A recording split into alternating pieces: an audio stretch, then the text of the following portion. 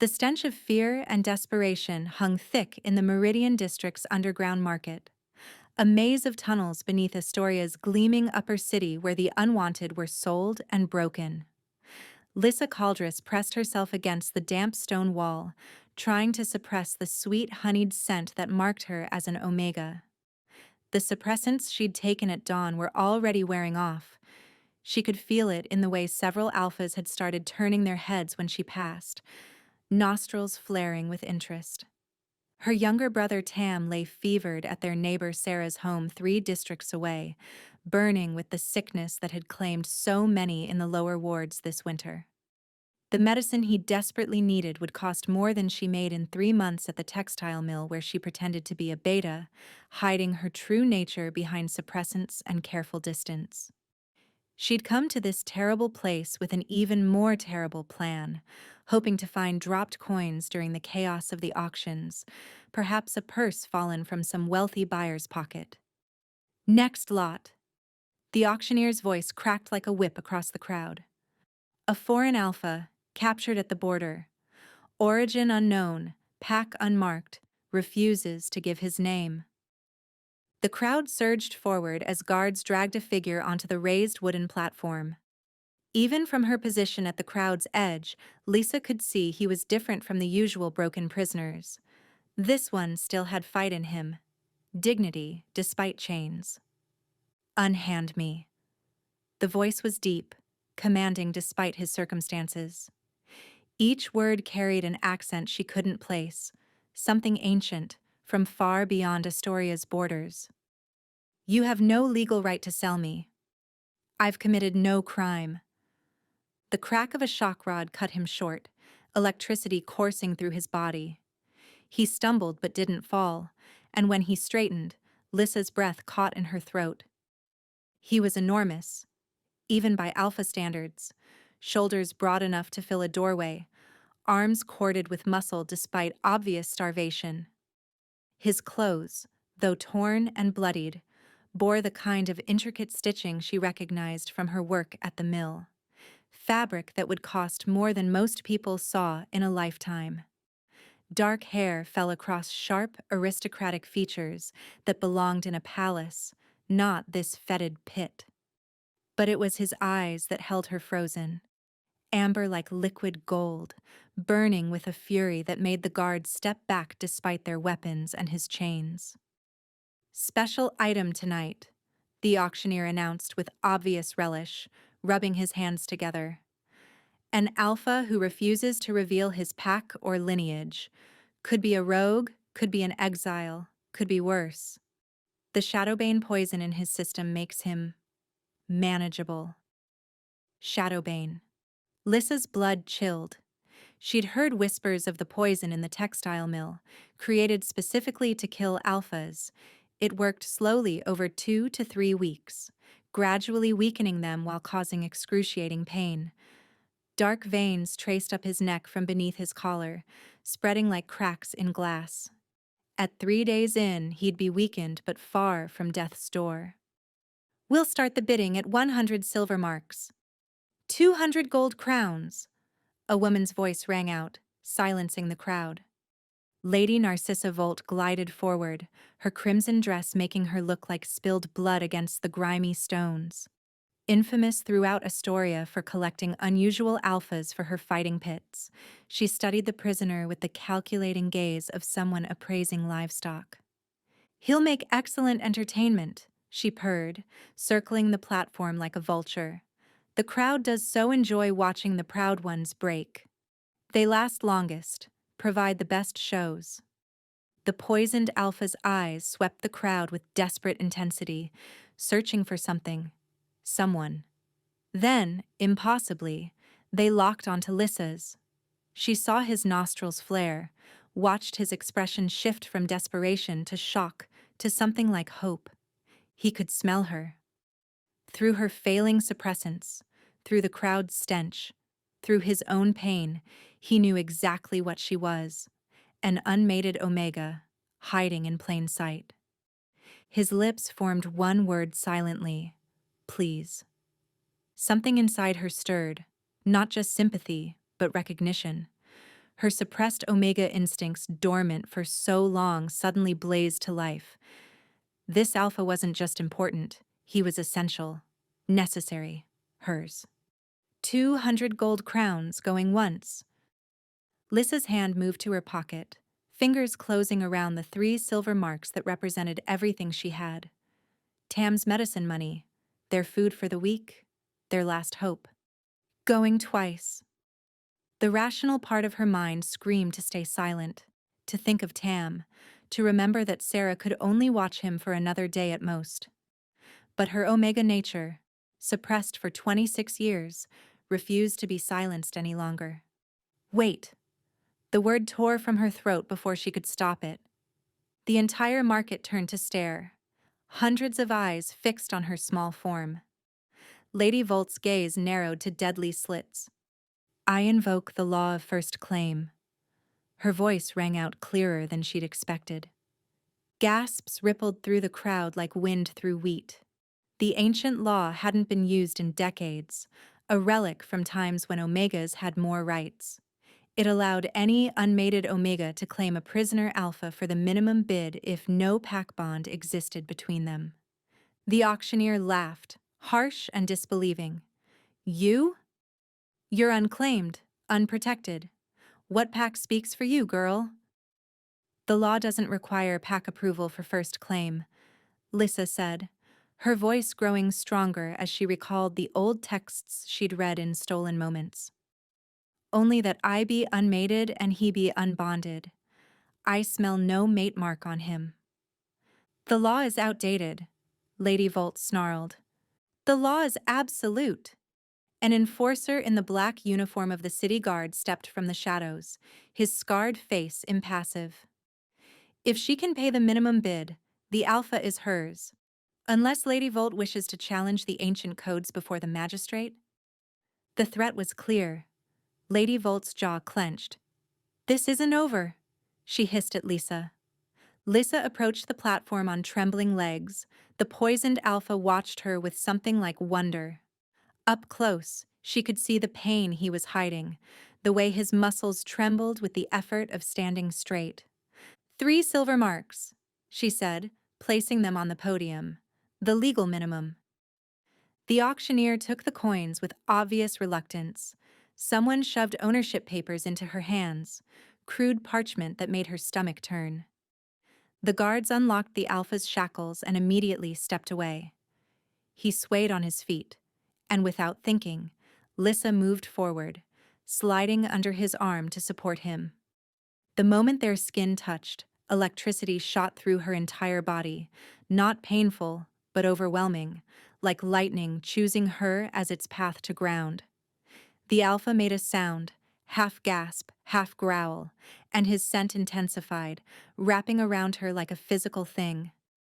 Pine forests after rain, wood smoke on winter nights, something wild and ancient and undeniably right. Supporting the Alpha's weight was like trying to hold up a mountain made of muscle and bone. Lysa's body screamed in protest as they climbed the crumbling stone steps out of the underground market. Each step was a battle against gravity and exhaustion. Just to the street, she gasped, her breath forming small clouds in the cold night air. Then you're free to go. I only bought you to save you from her. Not leaving you. His words came out careful and deliberate, as if he was translating each one in his mind first. Omega. Alone. In danger. Because of me. They will follow. They emerged onto the cobblestones of the lower ward, and immediately Lissa heard what he meant, footsteps echoing behind them.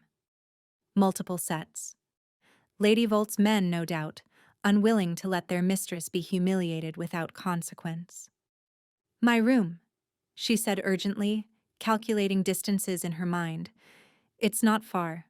Above the textile mill on Weaver Street, 6 blocks north. The Alpha nodded, forcing himself to stand straighter despite the poison she could see spreading. The dark veins had reached his jaw now, branching like a river delta. They moved through the dark streets, taking the twisted alleys she'd memorized over years of avoiding unwanted Alpha attention. Her room was pathetically small, barely large enough for her narrow bed and single chair. The ceiling was so low he had to duck, and when he spread his arms, his fingertips could touch both walls. But it had a door with a good lock and a window too small for anyone to climb through. The Alpha collapsed the moment they were inside, his massive frame taking up most of the floor space. The old wooden boards creaked ominously under his weight. Lissa grabbed her water pitcher, her only luxury besides the washstand, and helped him drink. "The poison," she said, kneeling beside him. "When did they give it to you?" "3 days ago." His amber eyes found hers, still alert despite his condition. "Shadowbane takes 2 to 3 weeks to kill. I have time, but the pain?" He trailed off, jaw clenching. "Why save me?" he asked suddenly. "You risked everything. Your coins, your safety." "I don't know," she admitted, sitting back on her heels. "When I saw you there, when you looked at me, something inside me knew I had to. Like my soul recognized yours." He studied her intently, and she had the unsettling feeling he could see through all her carefully constructed walls. "You hide your nature, strong suppressants, military grade. How could you possibly—" "I can smell the real you underneath." His hand lifted, hovering near her cheek without quite touching, as if he was afraid she might disappear. "Pure Omega. Unmated. And something more. Something special. I'm nobody. A textile worker who can barely feed her sick brother." "No." His eyes held absolute certainty. "You're extraordinary." Before she could ask what he meant, his body convulsed violently. The Shadowbane was accelerating, triggered by stress, dark veins crawling across his chest like living things seeking his heart. "No." Lissa pressed her hands to his chest without thinking. Something deep inside her, something she'd never felt before, something that shouldn't exist, suddenly blazed to life. Warmth flooded through her palms, but not normal heat. This was like sunlight had taken residence in her bones and was finally breaking free. Silver light, pure and clean, poured from her hands into his body. The Alpha's eyes went wide, pupils dilating until the amber was just a thin ring. "Sacred Omega." He breathed in a language she didn't recognize, then repeated in common tongue, "Moon blessed." "You're moon blessed. My grandmother told stories, but we thought you were legend." The black veins retreated where her hands touched, the poison fighting against her light but losing ground. "What did I just do?" She stared at her hands, which looked completely normal now. "Hidden gift. Sacred Omegas can heal, can purify, can restore." His hand came up to cover hers where it still rested on his chest. "One born every few centuries, if the stories are true." A sharp knock interrupted them. "Building inspection." The voice was harsh, aggressive. Lissa recognized it. Marcus, one of Lady Volt's crueler enforcers. The Alpha tried to rise but couldn't, his muscles seizing from the poison. Lissa grabbed a dull knife from her small table, knowing it was useless but needing something in her hand. The door splintered inward. 3 men entered, eyes gleaming with violence. "Lady Volt wants her property returned," Marcus said, cracking his knuckles. "And you're coming too, little Omega. She has special plans for you." "He's not property. I bought him legally." "Legal doesn't matter in the lower wards." Marcus reached for her. The Alpha's roar shook the entire building, dust falling from the ceiling. Despite the poison, despite his weakness, he surged to his feet. For one terrifying moment, she saw not a man but something other. Bones shifting beneath skin, teeth lengthening to fangs, eyes burning pure gold. The temperature in the room dropped 10 degrees. The enforcers stumbled back in primitive fear. "What in the 7 hells?" The Alpha collapsed, the brief surge depleting him. But footsteps pounded up the stairs, city guards, drawn by the disturbance. Lady Volt's men fled through the window, suddenly finding it not too small after all. Marcus paused at the ruined door. "This isn't over," he promised. Lisa spent the night watching over the unconscious Alpha, carefully channeling her newfound healing ability in small bursts to avoid exhausting herself. Each time she touched him, the silver light flowed more naturally, as if her body was remembering something it had always known how to do. By dawn, the dark veins had retreated to just his chest and left arm. His breathing was deeper, more regular, and the fever that had been burning through him had finally broken. As the first rays of sunlight painted her shabby room in shades of gold, his eyes opened, clear and focused, the amber bright and aware rather than clouded with pain. "You saved me," he said, his accent noticeably lighter, as if sleep and healing had restored his grasp of the common tongue. "We saved each other." She helped him sit up, trying to ignore how her skin tingled everywhere they touched, like static electricity, but pleasant. He studied her in the morning light, taking in her worn clothes, her calloused hands from years at the textile mill, her carefully controlled expression. "I must tell you the truth about who I am. You deserve that much and more. You don't owe me anything. I owe you everything." He caught her hand gently, and that electric connection sparked between them again, stronger now. "I am not just an alpha. I am what your kind calls lichen, a shapeshifter, though that term is too simple for what we truly are."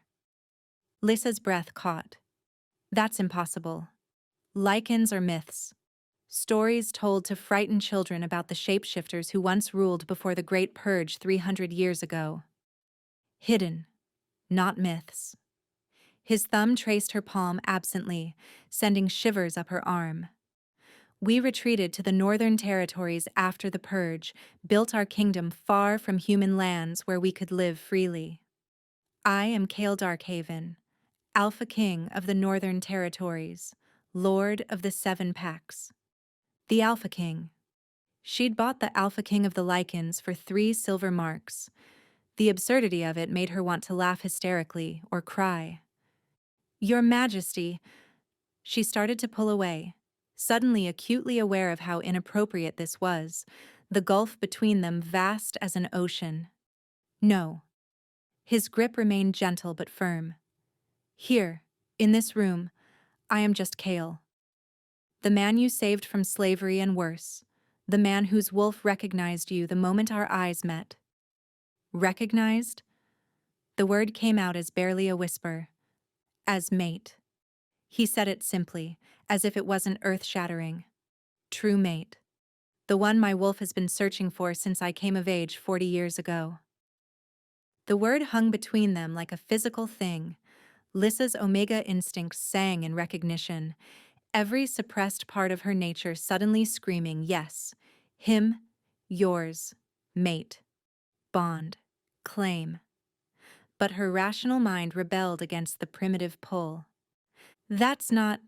True mates are fairy tales. Stories Omegas tell themselves to make arranged marriages bearable." "You felt it when we touched," Kael said softly. "The connection. Electric. Overwhelming. Like coming home to a place you've never been but always belonged."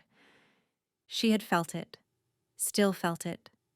Like an invisible string between them, pulled taut, trying to draw them together. "Even if that's true, it doesn't matter," she said firmly, though her voice shook. "You'll heal and return to your kingdom. I'll go back to hiding what I am, working at the mill, caring for Tam. This, whatever this is, it's just proximity, danger, adrenaline. Hiding is killing you slowly." His eyes were intense, seeing too much. "I can smell it on you, the damage from years of suppressants. Your Omega nature is strong, meant for pack, for bonding, for family. Suppressing it is poisoning you as surely as Shadowbane poisons me. You know this." He was right. The suppressants had terrible side effects: chronic pain, fatigue, shortened lifespan. Unmated omegas who suppressed their nature rarely lived past 40, but it was better than being claimed by an alpha who would use her, control her, treat her as property. I manage, I survive. Surviving isn't living. He squeezed her hand gently. With me, you wouldn't have to hide. You could be yourself, all of yourself. You're suggesting, what? That I abandon my dying brother to follow you north? Become your omega? Your pet? Become my queen? He said it as if it was obvious. Your brother would come too, receive the best healing, and you wouldn't be my pet. You'd be my equal, my partner, my mate. Lisa laughed, but it was hollow. An unknown omega from the lower wards as queen of the lichens? Your court would riot. The other alphas would challenge you daily. Let them try. His eyes flashed gold, and for a moment she saw the king he truly was, powerful, dangerous, utterly certain. You saved their king when you had every reason to walk away, showed more courage than any noble I've known. That's what makes a queen. Not bloodlines, but character. A commotion in the street below cut off her response. Through the window she saw soldiers, dozens of them, bearing Lady Volt's colors, setting up a perimeter around the building. She's not giving up, Lisa breathed. Kyle stood, steadier now though still weakened. The poison damage would take time to fully heal. We need to leave immediately. Where? She owns half the city guards. The other half won't interfere. North. To my territory. My loyal packs will be searching for me. But my brother, Sarah can only watch him for another day. We'll send for him once we're safe. I swear it on my crown. She looked at this impossible lichen king who'd crashed into her carefully controlled life. Every logical thought screamed danger, but her instincts, her soul, whispered trust him. How do we escape? You can barely walk, and they have the building surrounded. Then we try something else. He moved to the window, studying the soldiers below. Do you trust me? I'm beginning to. Then hold on, and whatever happens, don't let go. His body began to ripple, bones cracking and reforming. Kale's transformation was unlike anything Lissa had ever imagined. Not the smooth shift of fairy tales, but something raw and primal. Bones breaking and reforming, muscle tearing and rebuilding. He didn't become fully wolf, but something between. 7 feet of controlled power, retaining humanoid shape but enhanced with supernatural strength and speed. Don't let go, he growled, his voice distorted but recognizable. He pulled her against him, one arm iron-strong around her waist, and leaped from the 3rd-story window. Lissa bit back a scream as they plummeted, but Kale landed in a perfect crouch, absorbing the impact, keeping her completely safe. Shouts erupted behind them as soldiers scrambled to respond. They ran through the pre-dawn streets, Kale's enhanced form giving him inhuman speed despite the lingering poison. Lisa clung to him, her face pressed against his neck, breathing in his scent. Pine and storms intensified, making her omega instincts purr despite the danger. They reached an abandoned barn at the city's eastern edge before Kale's strength gave out completely. He collapsed as the transformation reversed violently, bones snapping back to human configuration with audible cracks. His body convulsed, and she could see the Shadowbane fighting back, spreading again like it was enraged by his defiance. Kale! Lisa checked his pulse, weak and thready. The poison was advancing faster now, triggered by the massive energy expenditure of transformation. Without hesitation, she pressed both hands to his chest, pouring every ounce of her strange healing light into him. This time she held nothing back, letting the power flow freely. Silver radiance erupted from her palms, so bright it turned the dark barn into day. Kale's eyes snapped open, pure gold and wild. Sacred Omega, he gasped in wonder. The prophecies were true. You're real. You're here. What prophecies? Moon-blessed healers. Omegas chosen by the goddess herself, able to heal any poison, break any curse, restore what was thought lost. He caught her glowing hands, and the light didn't hurt him. Instead, it seemed to wrap around him protectively, recognizing him. First in 300 years, maybe the last ever. I'm not chosen by anyone. I'm just mine. The word rumbled from his chest with absolute certainty, his wolf clearly speaking through him now. My mate, my equal, my salvation, and I'm yours. Before she could protest, before rational thought could interfere, he pulled her down and kissed her. The world exploded into sensation. Power surged between them like a dam breaking. His energy dark and wild, feral and ancient, all predator and protector. Hers bright and pure, healing and hope, life itself made manifest. They crashed together not like opposites, but like two halves of the same whole finally reunited. She gasped against his mouth, and he deepened the kiss, one hand tangling in her hair while the other pressed her closer, as if he could merge their souls through touch alone. Through the growing bond, because that's what was happening, she realized with distant shock. They were bonding without even the formal bite. She felt his emotions as if they were her own. Desperate need that went beyond physical desire. Fierce protectiveness that bordered on obsession. And love. Impossible. Overwhelming. Ancient love that felt like it had existed before either of them were born, just waiting for this moment. We just met yesterday, she gasped when they broke apart, her lips swollen, her whole body humming with energy. My wolf has known you forever, he said simply, his thumb tracing her cheekbone with reverent gentleness. In dreams, in the empty space beside me, in every lonely night, wondering if you existed. But if you need time, I can wait. Shouts outside cut him off. They were surrounded. Not just soldiers, but Lady Volt herself, her voice carrying through the thin walls. I know you're in there. 50 of my best fighters surround this barn. Surrender the Alpha and I might let you live, little Omega. Kale tried to stand but collapsed immediately. The poison had progressed too far. Even Lissa's healing had only slowed it, not stopped it. The dark veins were spreading toward his heart, and she could see death approaching in the gray tinge to his skin. There's one way, he said urgently, catching her hands. Complete the mate bond, fully. Your sacred Omega power combined with my Lycan nature. Together, we can burn out the poison entirely. Complete. Her face flamed as she understood. You mean, mate, truly, permanently. The bite, the claiming, everything. His eyes held hers, gold boring into her soul. I know it's too fast. Too much. You deserve courtship, time, choice. But without the bond, I'll die within the hour, and they'll take you. Lady Volt will drain your power, use you until you're empty. Lisa looked at this Lycan king who'd upended her entire world in less than a day. She thought of her life before.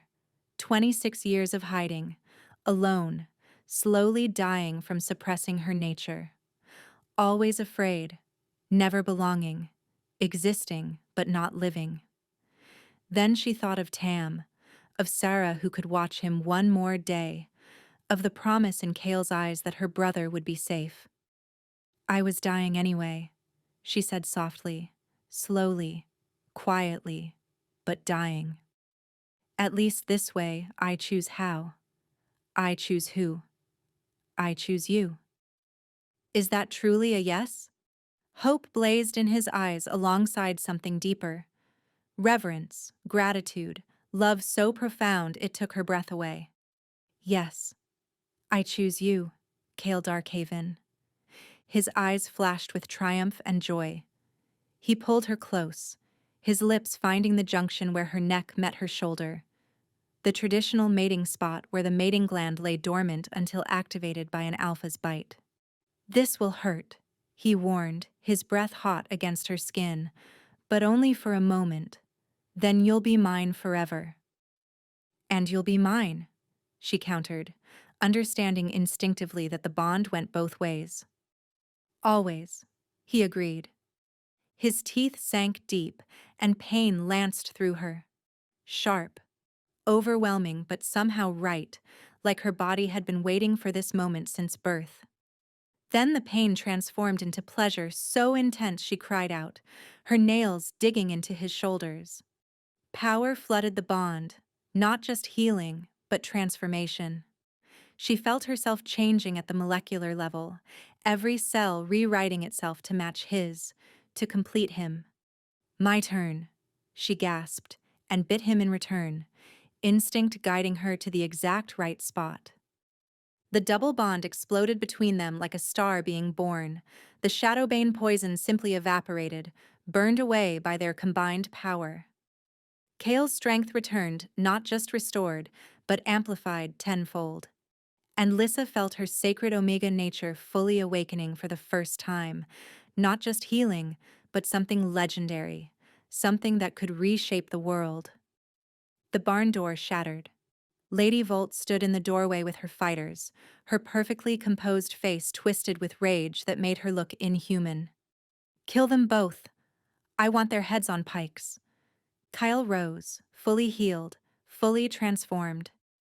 Not just a wolf, but something more fundamental, a true lichen in his prime, bonded to a sacred Omega. 7 feet of lethal grace, his form blurred between man and beast, shadow and substance, moving faster than human eyes could properly track. The fight was over in seconds. Not a massacre. Kyle had too much control, too much honor for that. But devastating. Fighters flew through walls, weapons shattered against his skin, and those who attacked found themselves unconscious before they could scream. He moved like death itself given form, but death with mercy, breaking bones that would heal rather than taking lives. Lady Volt herself backed away, terror replacing her rage. "What are you?" she whispered. "Mated," Kale growled, pulling Lissa against him possessively. "And done with your games. Leave now and never come near her again, or I'll forget my mercy." She fled with her remaining conscious men, but Lissa knew this was far from over. Lady Volt had resources, connections, pride that wouldn't allow this humiliation to stand. "We need to get to my territory immediately," Kale said, his arms still around her. Through the bond she could feel his concern, not for himself, but entirely for her. "You're changing faster than normal." She was. The mating bond had triggered something fundamental, her sacred Omega nature emerging like a butterfly from a chrysalis that had confined it for too long. Power thrummed through her veins, almost too much for her body to contain. Her skin felt too tight, her bones aching with growth, every cell vibrating at a new frequency. "It hurts," she admitted, pressing her face against his chest, finding comfort in his solid presence. "I know, my love. The first transformation always does." He kissed her forehead, and she felt his strength flowing through their bond, supporting her, sharing the burden. "But you're strong. Stronger than any sacred Omega in the histories." They stole horses from the barn stable, 2 sturdy mares that whickered nervously at Kale's predator scent, but calmed instantly at Lisa's touch, recognizing something divine in her. They rode hard north, pushing toward the border between Astoria and the neutral territories. But at the crossing point, soldiers waited. Not Lady Volt's. These bore the royal seal of Astoria itself. King Marcus's men, and they were ready for war. "Kale Darkhaven," their captain announced, his voice carrying across the field with magical amplification. "By order of King Marcus, you're under arrest for treaty violations." "What treaty?" Kyle demanded, though his expression suggested he'd expected this. The Treaty of Silver Moon, which forbids lichens from entering human territory without diplomatic papers. The captain's eyes found Lysa, and his expression hardened with disgust. And for illegally bonding with a human Omega, sacred or not, she's a citizen of Astoria and belongs to us. She belongs to no one but herself, Kale snarled, his form rippling with barely controlled transformation. And she chose me. We are mated, bonded. Even your laws recognize that as absolute. Human laws recognize it. But you're not human, beast. The mating is invalid. Lisa felt Kale's rage through the bond, his wolf howling for blood. But they were outnumbered 50-2, and the soldiers carried crossbows with silver-tipped bolts, lichen killers that could pierce even Kale's thick hide. Too many, she sent through their new bond, touching his arm to calm him. We need another way. He relaxed marginally, though his eyes never left the captain's. We'll come peacefully. But know this, harming her means war between our kingdoms. They were separated immediately despite Kale's growls of protest. Lissa was thrown into an Omega holding cell, a specialized prison designed to suppress powers and prevent bonded pairs from reaching each other. The walls were inscribed with ancient runes that made her skin crawl, and the air itself felt thick, oppressive, like breathing soup. But they'd underestimated what she was becoming. The sacred Omega gifts that had been awakening now roared to life in response to the threat of separation from her mate. The cell's suppression fields shattered like brittle glass under a hammer. The runes flared and died, overwhelmed by power they were never designed to contain. She could feel Kyle through their bond, 3 levels below, wrapped in chains, fighting his restraints with steadily growing fury. I'm coming, she sent through the bond. No. Too dangerous. There are hundreds of guards. You're mine now. That means I protect you too. She walked through the prison like the walls were merely suggestions. Her power carved a path, not violent but inexorable. Silver light poured from her in waves, and guards who tried to stop her simply collapsed to their knees, overwhelmed by the presence of something ancient and holy. She didn't hurt them, didn't need to. They fell into unconsciousness with expressions of rapture, as if they'd glimpsed divinity. She found Kale in the deepest cell, wrapped in chains inscribed with anti-lichen runes that burned his skin where they touched. The metal was already glowing cherry red from his body heat as his rage built toward transformation. How? He started. Told you I was stronger than I knew. She touched the chains, and they crumbled to rust under her fingers, the runes meaningless against her power. My magnificent mate, he breathed, pulling her into his arms the moment he was free. We need to run. Now. Before ... Before King Marcus realizes what you truly are, a new voice interrupted. They spun to find an elderly woman in scholar's robes standing in the doorway, her eyes glowing with inner light. Sacred sister, she said, bowing to Lissa. I am Seraphina, keeper of the old ways. I've been waiting 70 years for you to awaken. Who? No time. King Marcus knows about sacred Omegas, not fairy tales but weapons, kingdom breakers who could destroy nations or save them. Seraphina's expression was urgent. In the old wars, a single sacred Omega could turn the tide of battle, heal entire armies, break any curse, destroy any magical defense. That's why they were hunted to extinction. Or so we thought. I don't want to be a weapon. You won't be. Not if we get you to safety. Seraphina gestured, and the walls themselves seemed to bend. My sisters and I have prepared for this day. There's a path through the shadows, but we must go now. As they fled through passages that shouldn't exist, Lissa heard Seraphina whisper, The prophecy begins. The moon wolf rises. They emerged from the shadow paths at a crossroads between kingdoms, where the borders of 3 nations met in neutral territory. Serafina had vanished back into her impossible passages after cryptic warnings about the price of power and choices yet to come. But they weren't alone at the crossroads. A figure waited beneath the ancient treaty stone, tall, pale, with beauty that was wrong, too perfect, like a statue given unholy life. His eyes were the color of fresh blood, and when he smiled, his fangs caught the moonlight like pearl daggers. "Lord Malachar," Kale growled, immediately pushing Lisa behind him. "Vampire, Prince of the Crimson Court." "Lycan King," the vampire lord responded with a mocking bow. "And the sacred Omega." "How absolutely delightful. Do you know how long it's been since anyone has seen one of your kind, little light? 300 years, 4 months, and 13 days, to be precise." "We have no quarrel with the Crimson Court," Kale said carefully, but Lissa could feel his tension through their bond, coiled like a spring ready to unleash violence. "The old treaties?" "The old treaties say nothing about sacred Omegas," Malachar interrupted, his red eyes fixed on Lissa with disturbing intensity. "Because they were already extinct when the treaties were signed. Which means she's not protected by any ancient laws or modern ones."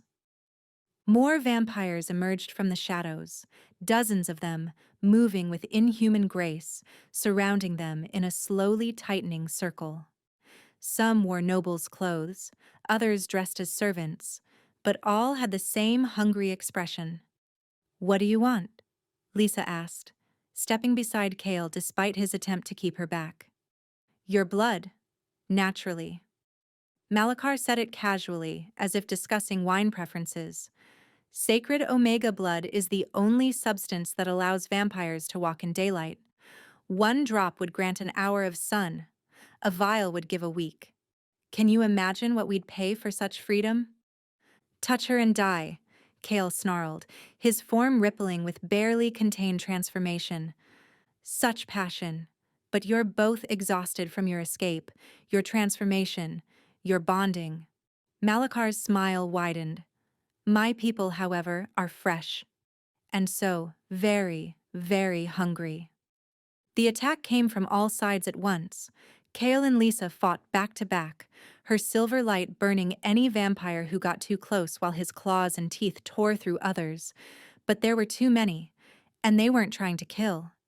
They wanted Lisa alive and unspoiled. They were herding them toward a specific destination. "The Crimson Court stronghold," Kale said grimly as massive gates materialized from shadow. "An ancient fortress that existed partially in the mortal realm and partially in the twilight dimension vampires called home. No one leaves without the prince's permission." They were separated despite their desperate attempts to stay together.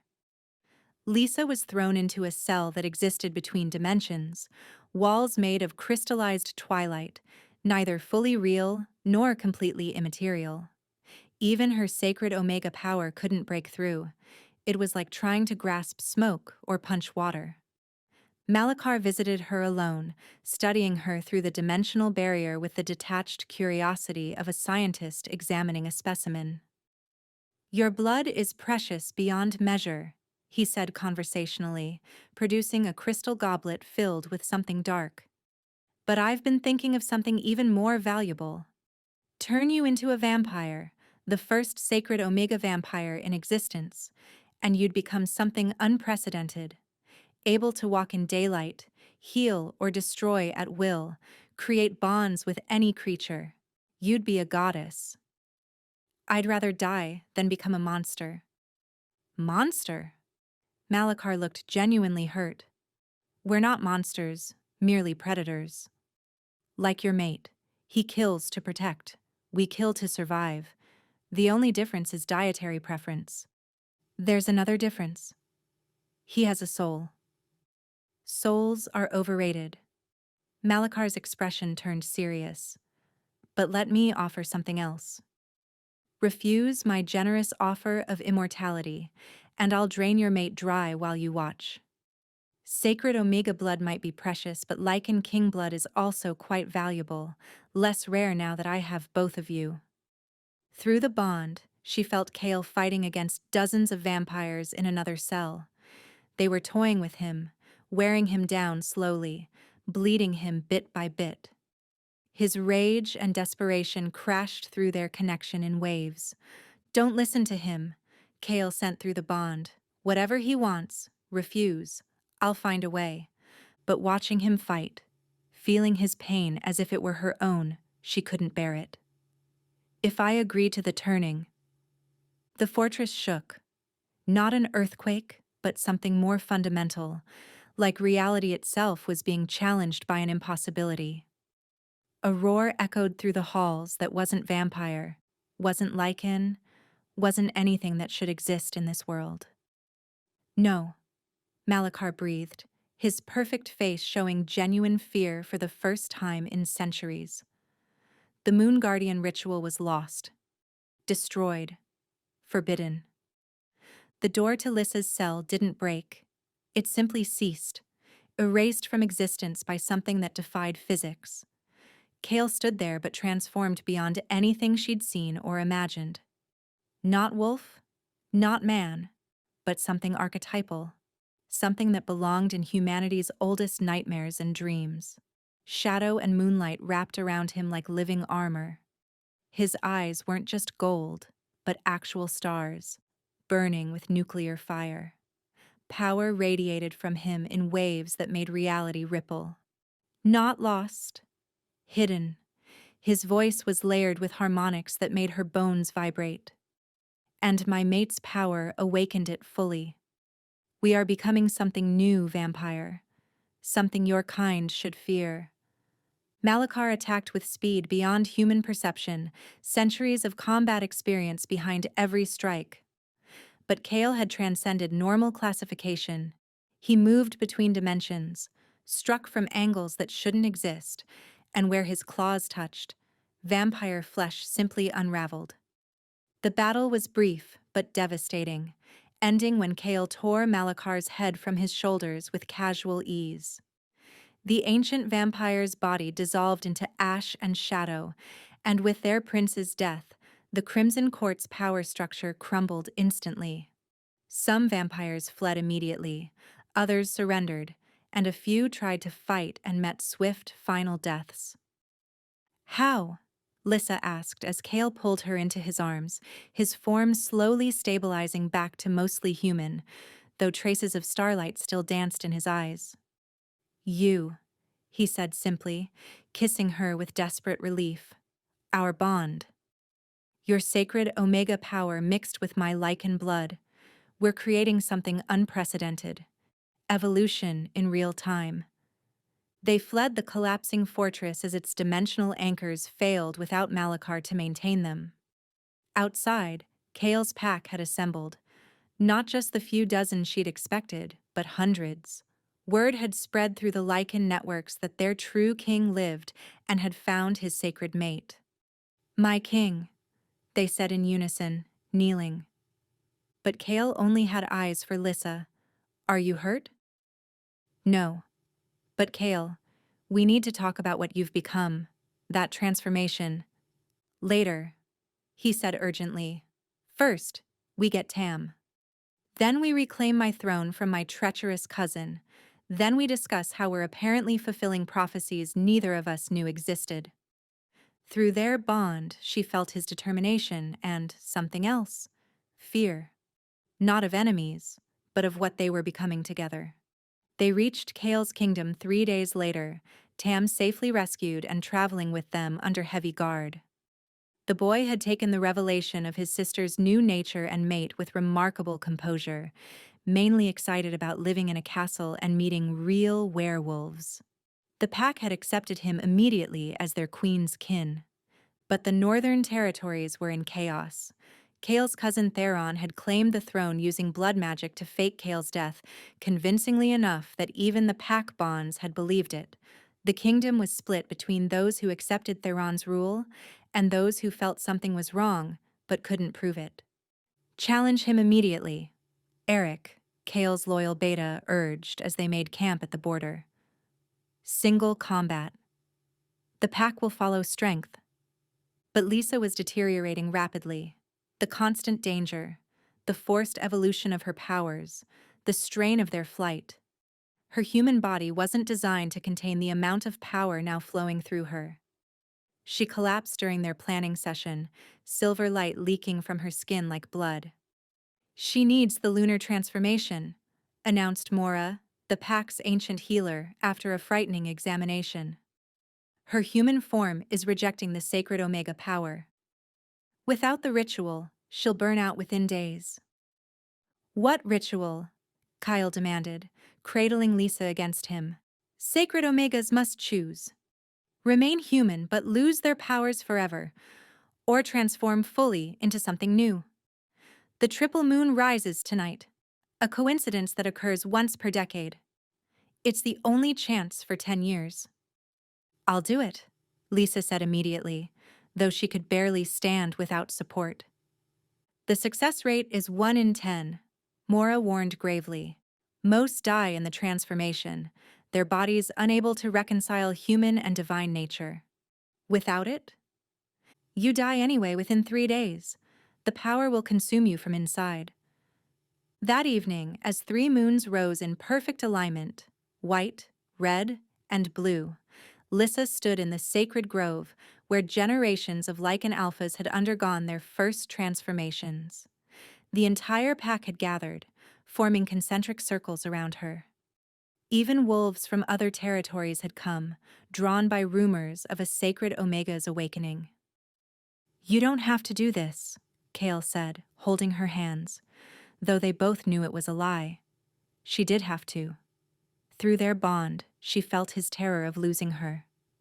"Yes, I do. For us, for our future, for the kingdom you need to reclaim." She managed a weak smile despite the pain racking her body. "Besides, I trust you to anchor me. You won't let me get lost." "Never," he swore fiercely. The ritual began with ancient words in the first tongue, power circles drawn in blessed silver and moonstone dust.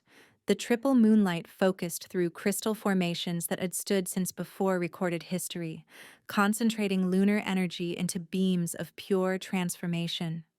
Pain beyond description tore through her as the ritual began. Not the sharp pain of injury, but the deep, fundamental agony of every cell in her body being rewritten. She was dissolving, breaking apart at the molecular level. Her human DNA unwound and rewound with new sequences that shouldn't exist. She screamed, her voice echoing through the forest, making birds flee for miles. Through the bond, she felt Kale's anguish, his desperate need to help her, held back only by Mora's iron grip. "If you interfere, she dies," the healer warned him. Lissa fell to her knees, then onto all fours. Her bones were breaking, lengthening, reshaping. Her skin burned as fur tried to push through, then receded, then tried again. She was caught between forms: human, wolf, and something else. Something that had never existed before. "I'm losing myself," she cried out in terror as her consciousness began to fragment. "Look at me," Kyle commanded, breaking free from Mora to kneel just outside the ritual circle. "Only at me. I'm here." She fixed her gaze on his golden eyes, using them as her anchor as reality unmade and remade her. In his eyes she saw herself reflected, not the frightened Omega from the lower wards, but something magnificent, something powerful, something divine. "That's who you are," he said fiercely, tears streaming down his face. "My mate, my queen, my equal, my everything. Come back to me." The pain crescendoed beyond bearing. She felt herself dying, her human body surrendering to the impossible. This was the moment most sacred Omegas failed, when the human mind couldn't accept the divine transformation. But through the bond, she felt Kale pouring his own life force into her, refusing to let her go. His wolf called to hers, guiding her through the transformation. "You're mine," he snarled. "You swore it. Mine." "Yours," she gasped, and made her choice. She stopped fighting the transformation and embraced it instead. Power exploded from within. Not painful now, but ecstatic, like every cell in her body was singing in harmony. The transformation completed in a burst of silver light that turned night into day for miles around. When it faded, gasps echoed through the grove. Lissa stood transformed. Her hair had turned silver white like captured moonlight, flowing to her waist in waves that seemed to move without wind. Her eyes were gold shot through with silver stars that actually twinkled, constantly shifting like captured galaxies. Power radiated from her in visible waves, making the air shimmer like heat mirages. She was taller now, her body redesigned for strength and grace, every movement liquid perfection. When she shifted to wolf form, as easy as breathing now, her fur was silver white that glowed with inner light. Not as large as Kale's massive black wolf, but her presence was undeniable, divine. The moon wolf of legend, spoken of in prophecies but never proven real until now. Magnificent, Kale breathed, pulling her back to human form and into his arms, kissing her with desperate relief and overwhelming love. Before anyone could celebrate, a horn sounded from the forest's edge. An army emerged, 1,000 soldiers bearing Theron's usurped colors, ready for war. "Surrender, cousin," Theron called out, sitting atop a black destrier. "I am the rightful king now. The pack has accepted my rule through the blood right." "You're a usurper and kinslayer," Kale responded, stepping forward with Lissa at his side. "You tried to murder me with Shadowbane." "Prove it," Theron smirked. "Oh wait, you can't. Dead men tell no tales, and officially, you've been dead for weeks." "Then I challenge you. Single combat for the throne." "Accepted." Theron's smirk widened as he dismounted, and Lissa smelled it immediately, Shadowbane coating his claws, more concentrated than what had poisoned Kale. One scratch would be fatal even to a Lycan king. "It's a trap," she told Kale through their bond. "I know. But I have to." "No." Lisa stepped forward. "I challenge Theron for the throne." Laughter rippled through Theron's army. "You? A female?" A newly turned Omega question mark. "I'm the sacred Omega who saved your true king, the Moonwolf of prophecy, the first successful lunar transformation in 3 centuries." Her power flared, making several wolves whimper and bare their throats in submission. "And by ancient law, as Kale's bonded mate, I have the right to stand as his champion." Theron had no choice. To refuse would be to admit cowardice before both armies. The fight was over before it truly began. Theron was strong, trained since birth, vicious and clever. He'd killed dozens of challengers over the years, but Lissa was powered by divinity itself. She moved like water and struck like lightning. When his poisoned claws touched her skin, the Shadowbane simply evaporated, burned away by her sacred nature. When she struck back, her claws carried silver fire that seared through his defenses. In the end, Theron knelt beaten and bloodied, throat bared in submission. By law, she could kill him, should kill him. Instead, she placed a glowing hand on his forehead and let her power flow, not to heal, but to mark. When she was done, a silver crescent moon glowed permanently on his brow. "Live with your shame," she commanded, her voice carrying to every wolf present. "Let everyone see what happens to traitors and kinslayers. You are banished. Any who follow you share your fate." Theron fled, and his army knelt to their true rulers. "The Moon Queen," they chanted, "our sacred queen, the king and his chosen." The coronation took place 3 days later beneath the full moon. Lissa stood beside Kale as they were crowned together, the first joint rulers in the Northern Territory's 1,000-year history. The crown on her head was silver and moonstone, matching her transformed nature, while Kale's was black iron and obsidian. Tam had been given a place of honor, officially adopted as a prince of the realm. His illness had been completely cured by the pack healers, and he'd already shown signs of possessing his own gifts, not sacred like his sister, but something unique. Several young wolves had taken to following him everywhere, calling him Little Prince. "You saved me," Kale murmured that night as they stood on the palace balcony, looking out over their united kingdom, a land that now welcomed human and lichen alike, where omegas were protected rather than suppressed, where sacred gifts were honored rather than hunted. "We saved each other," Lissa corrected, leaning into his warmth. "That's what true mates do." "I was dying in that auction house, poisoned, betrayed, abandoned. I called out with my last strength to anyone who might hear, never believing someone would answer." "I heard you," she said softly, remembering that moment that seemed like a lifetime ago. "My soul recognized yours even through the suppressants, through my fear, through everything. I heard you calling for me. And you answered with 3 silver marks and impossible courage." He spun her to face him, his eyes bright with emotion. "You gave everything you had for a stranger." "Not a stranger. My mate. I just didn't know it yet." She pulled him down for a kiss that was interrupted by a knock at their door. Eric entered with urgent news. "My king, my queen. Envoys from 5 kingdoms have arrived, including King Marcus of Astoria. They're demanding an explanation for the sacred Omega situation and threatening war if she's not surrendered to proper authorities." Kale's growl shook the windows, but Lissa placed a calming hand on his arm. "Let them come," she said, power rippling through her voice. "Let them see what we've become together.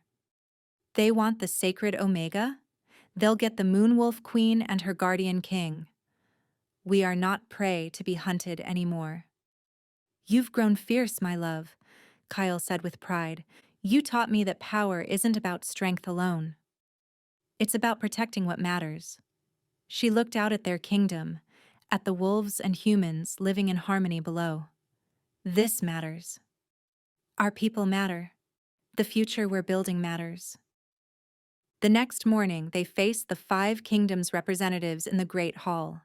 King Marcus himself had come, along with vampire lords, human nobles, and even Fae ambassadors.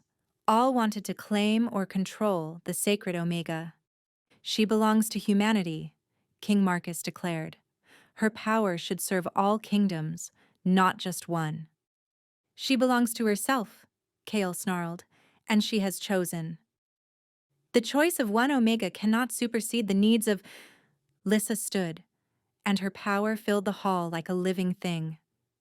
The vampire lords hissed and retreated. The Fae touched iron for protection. Even King Marcus stepped back.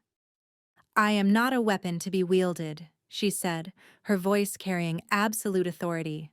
"Not a resource to be harvested, not a prize to be claimed. I am Queen of the Northern Territories, mate to the Lichen King, protector of my people. Any who threaten my kingdom or my mate will discover what a sacred Omega can do when defending what she loves." To demonstrate, she allowed her true form to show, the Moonwolf, divine and terrible. Several envoys fell to their knees in instinctive worship. "We offer alliance, not submission," Kale added, standing beside his mate. "Trade, protection, healing, but as equals, never as servants." In the end, treaties were signed. The 5 kingdoms recognized the Northern Territory's sovereignty and Lissa's choice. Some genuinely, others from fear, but all binding. That night, as they prepared for bed, Lissa found herself thinking about the journey that had brought them here. "What are you thinking?" Kale asked, pulling her into his arms. "That 3 silver marks were the best investment I ever made." She laughed. "You purchased a king for pocket change. I purchased my destiny." My freedom. My love. She kissed him deeply. Though you still owe me those 3 silver marks. He laughed, the sound filling their chambers with joy. I owe you my life, my kingdom, my soul. I'll settle for your heart. You've had that from the moment you said wait in that crowd, when you stood up for a stranger, risking everything. He pressed his forehead to hers. My wolf knew. My soul knew. You were the one I'd been waiting for. And you were the answer to a prayer I didn't know I'd been praying, she replied. As the moon rose over their realm, the Alpha King held his sacred Omega Queen, their bond humming with perfect harmony. Tomorrow would bring new challenges, other sacred Omegas emerging from hiding, lichens returning to the wider world, the balance of power shifting. But tonight, they were simply Kale and Lissa, mates, equals, 2 souls that had found each other against impossible odds. No regrets? Kyle asked against her lips. Never. Except, what? I should have negotiated. 3 silver marks was clearly undervaluing the merchandise. His laughter echoed across the kingdom, a sound of pure joy, freedom, and home. In the courtyard below, wolves howled in celebration, their voices rising to the triple moons that had blessed this union. The prophecy was fulfilled. The moon wolf had risen, and the world would never be the same.